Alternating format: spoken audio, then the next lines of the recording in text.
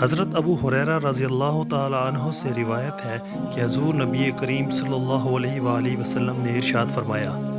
اپنے گھروں کو قبرستان نہ بناؤ، وہ گھر جس میں سورۃ بقرہ پڑھی جاتی ہے اس میں شیطان داخل نہیں ہوتا۔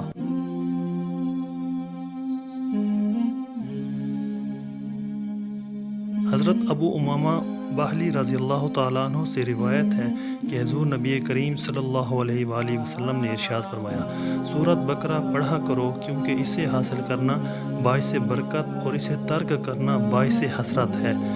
اور باطل پرست جادوگر اس کی طاقت نہیں رکھتے۔